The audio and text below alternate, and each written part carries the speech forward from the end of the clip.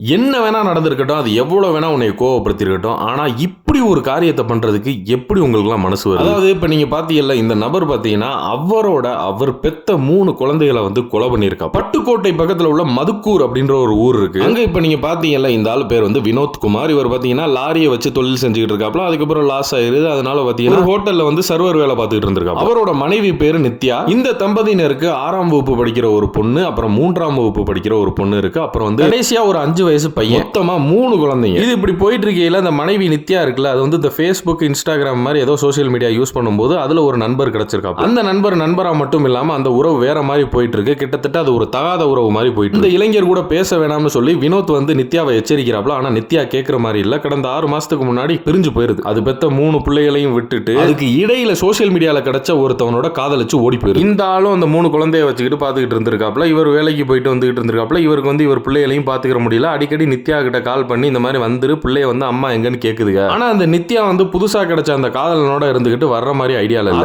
அப்படி ஓடிட்டாலா. அப்பங்காரன் என்ன பண்றேன் அப்படின்னா, இதுல கோவமாயி அவன் மேல கோவமாயி இவன் என்ன பண்றான், நல்லா போதையை போட்டு 3 பிள்ளைகளுக்கும் தனித்தனி பக்கோடா போட்டு நான் வாங்கிட்டு வந்து அந்த பிள்ளைகளுக்கு சாப்பிட கொடுத்துட்டு அந்த ஓடி போனவன் மேல உள்ள கோவத்தை அந்த 3 பிள்ளைய மேலையும் காமிச்சு 3 பிள்ளைகளையுமே கழுத்தறுத்து கொலை பண்ணி இருந்திருக்கேன். அந்த பிள்ளைய சாப்பிட்டுக்கிட்டு இருக்கும் போது ஏண்டா உங்க 2 பேர் பிரச்சனையில அந்த 3 பிள்ளைய என்னடா பாவம் பண்ணுச்சு? அது பண்ண பாவம்லாம் இந்த நாய்கள்ட்ட வந்து பிறந்ததுதான்.